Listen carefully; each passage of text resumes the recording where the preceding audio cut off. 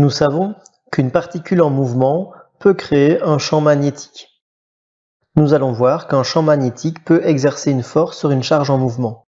Pour cela, considérons un canon à électrons, des bobines de Helmholtz, un interrupteur et un voltmètre. Et à l'intérieur des bobines, un rayon cathodique qui est un faisceau d'électrons. Nous voyons que lorsque le courant électrique parcourt les bobines dans un sens, le rayon cathodique est dévié vers le haut.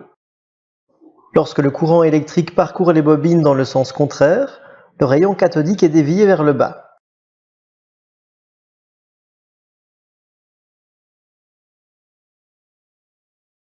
Si le rayon est dévié vers le haut et que l'on augmente l'intensité du courant électrique qui passe à travers les bobines, on remarque que la déflexion est plus forte.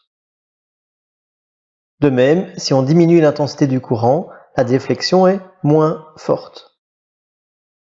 Il se passe exactement la même chose dans le cas où le sens du courant est inversé.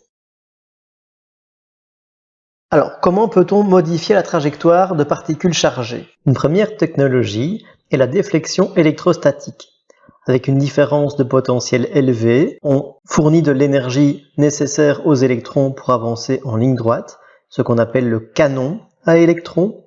Avec un premier condensateur, on effectue une déflexion verticale en alimentant ce condensateur d'une différence de potentiel. Et avec un second condensateur, on effectue une déflexion horizontale en modifiant la différence de potentiel aux armatures de ce condensateur. Cette méthode est tout à fait correcte pour construire des oscilloscopes.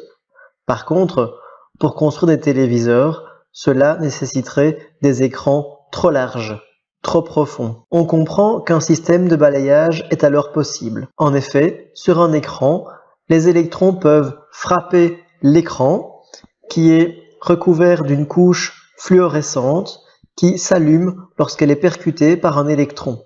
On peut donc ainsi allumer chaque zone d'un écran par un système de balayage avec 2 condensateurs.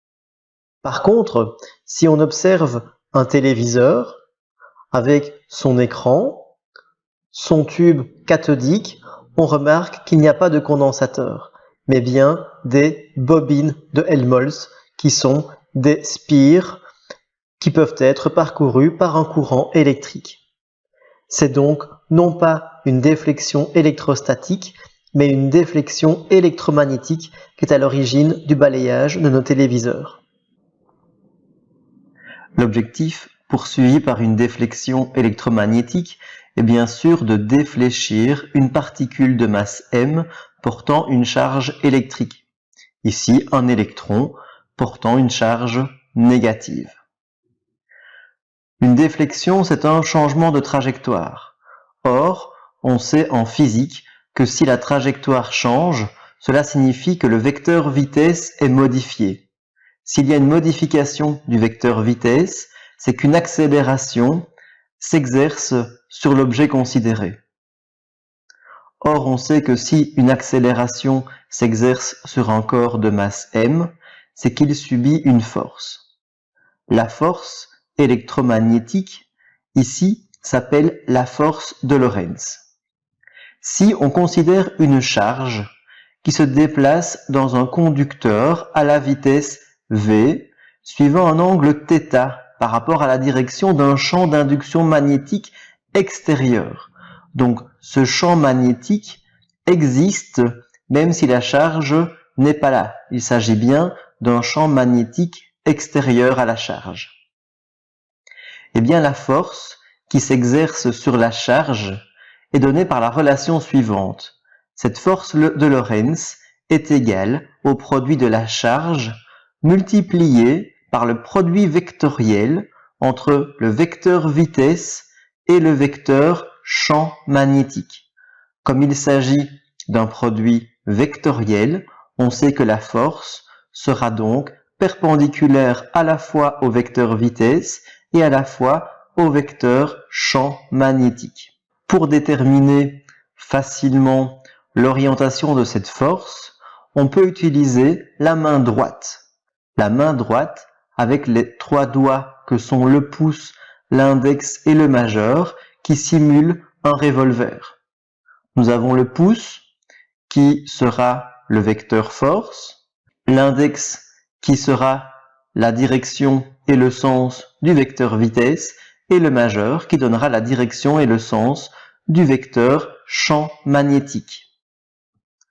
Attention, si la charge est négative, la force change de sens également, puisqu'on multipliera le produit vectoriel par la charge, et donc dans ce cas, il faudra inverser le sens de la force si la charge est négative.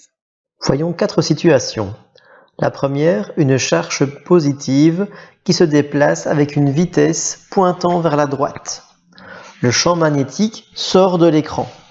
Par la règle de la main droite, on observe que la force est dirigée vers le bas, ce qui fait défléchir la charge vers le bas. Dans cette deuxième situation, nous avons une charge négative qui se déplace vers la droite. La combinaison de ces deux éléments fait que cette charge pourrait se déplacer vers la gauche.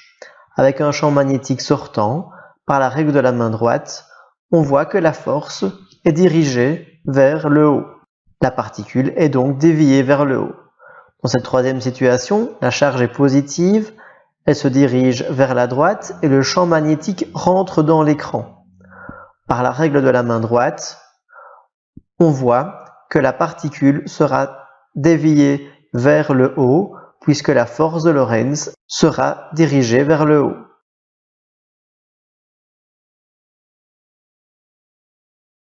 Dans cette quatrième et dernière expérience, une charge négative se dirigeant vers la droite rentre dans un champ magnétique qui est dirigé vers l'intérieur de l'écran. On peut considérer que la vitesse de la particule est dirigée vers la gauche puisque la particule est négative. On a donc une force dirigée vers le bas.